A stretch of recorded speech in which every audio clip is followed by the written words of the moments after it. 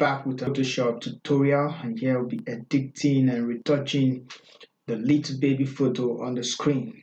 Alright, so a quick recap on what I did before bringing this photo to Photoshop. I actually, took it to Capture One, and then I edited the skin tones. Like I said, I like using Capture One.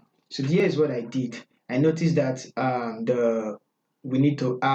we didn't balance the white, because the color of the white is not this thing she's putting on her head is actually supposed to be white, and some other things. And if you check her skin tones, actually I don't even know if it's a girl or a boy, but you can see some yellow here compared to the one on the hand.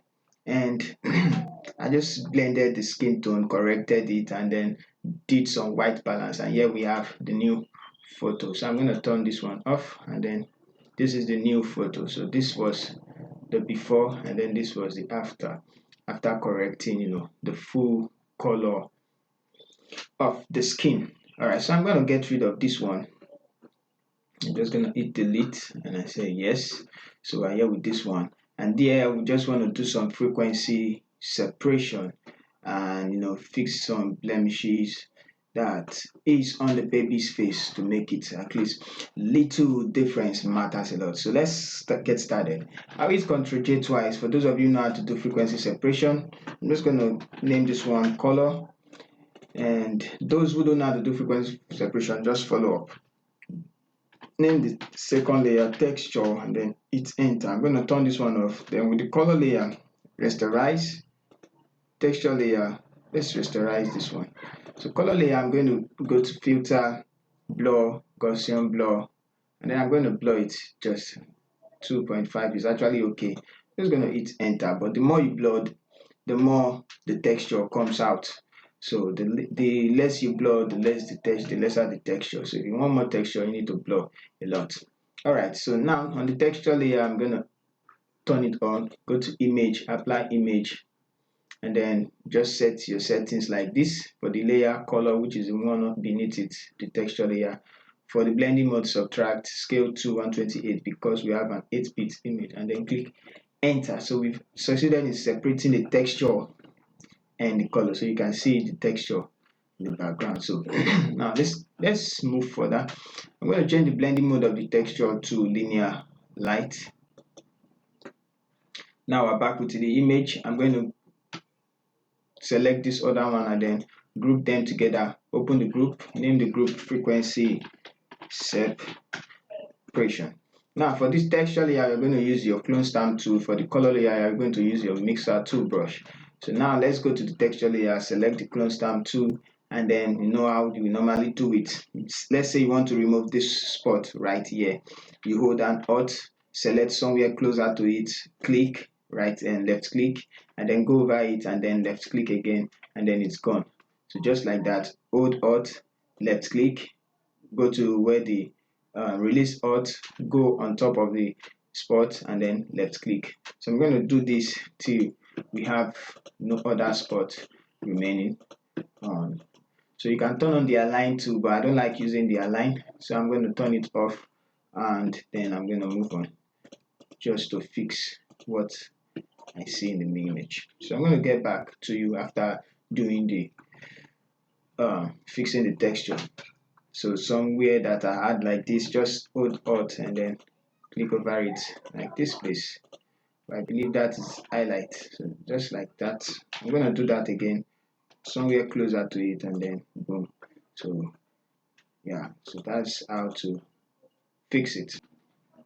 So I'm done with fixing the texture, and we are going to fix the color in a minute. So this is what we have.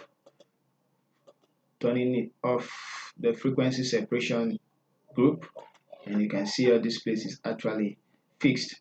Alright, so go to the color layer, select the mixer tool brush, and then just brush over it. Put your brush settings to this, set them to 9 wet, 9 load, whatever works for you, but don't go above. I recommend not going above 15.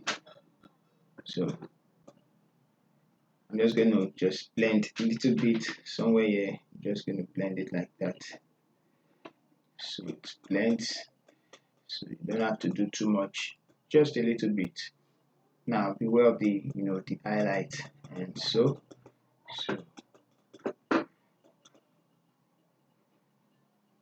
you can take your time and then blend the image together. I'm going to go to the forehead, increase the size of the brush, and then just going to brush through. All right, so that seems fine to me. Like I said, always take note of the highlight. All right, so that looks okay. Looks okay to me compared to before.